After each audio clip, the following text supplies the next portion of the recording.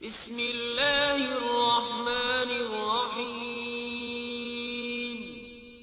شروع اللہ کے نام سے جو بڑا مہربان نہایت رحم والا ہے۔ اور یہ ایک قسم کا جو یہ کہتے ہیں کہ نیک لوگوں کے جو ہے توسل سے مانگنا، اس مسئلے کو بھی سمجھ لیجیے ذرا۔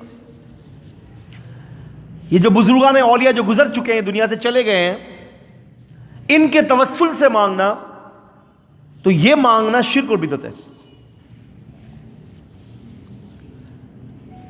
سورہ زمر 39ویں سورت کی آیت نمبر 3، کفار قریش، کفار مکہ، یہ کافر لوگ کہتے ہیں ما نعبدوہم الا لیقربونا الی اللہ زلفی، ہم ان کی عبادت نہیں کرتے، ہم ان بتوں کی، ان بزرگوں کی عبادت نہیں کرتے،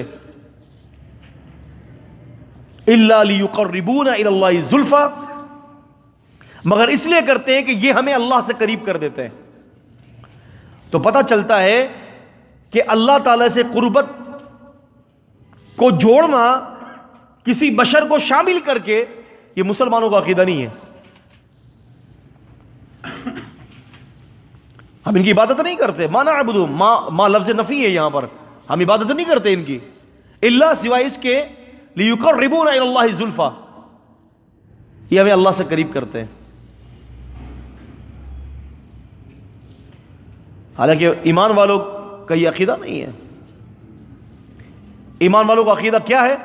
وَلِلَّهِ الْأَسْمَاءُ الْحُسْنَى فَادْعُوهُ بِهَا، اللہ تعالیٰ کے اچھے اچھے نام ہیں، اس کے ذریعے اس کو پکارو، تم اللہ تعالیٰ کا تقرب حاصل کر لو گے۔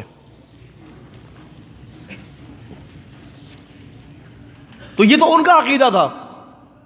اور پھر جب ہم پڑھتے ہیں سورہ احقاف، سورہ نمبر 46 اور آیت نمبر 4، قُلْ أَرَأَيْتُمْ، اے نبی صلی اللہ علیہ وسلم کو کہہ دیجئے، کیا تم نے دیکھا کہ جن کو تم اللہ کے علاوہ پکارتے ہو، ارونی ماذا خلقوا من السماوات والارض، ارونی، مجھے بتاؤ انہوں نے آسمان اور زمین کی پیدائش میں کیا پیدا کیا اللہ کے ساتھ، ایتونی بکتاب من قبل ھذا او اثارۃ من علم ان کنتم صادقین، مجھے کتاب یہ قرآن لاؤ، اس سے پہلے کا کوئی اثر لاؤ، اثر، اثارۃ من العلم، علم کا کوئی اثر لاؤ، حدیث کو اثر بھی کہتے ہیں۔ تو پتہ چلتا ہے کہ اللہ تعالیٰ خود قرآن میں اثر مانگ رہا ہے، کوئی اثر لاؤ کہ کیا جس کو تم اللہ کے علاوہ پکارتے ہو، جن کے توسل و وسیلے بناتے ہو، بتاؤ انہوں نے اللہ تعالیٰ کے ساتھ زمین کو پیدا کیا ہے، اس دنیا کو پیدا کیا ہے؟ اگر ایسا ہے تو پھر بتاؤ، اگر ایسا نہیں ہے تو پھر اللہ کے ہاں کسی کا نام نہیں چلے گا الا یہ کہ اللہ تعالیٰ جو چاہے کر دے۔ آپ اللہ تعالیٰ کو کسی کا نام دے کر اللہ تعالیٰ کو مجبور نہیں کر سکتے۔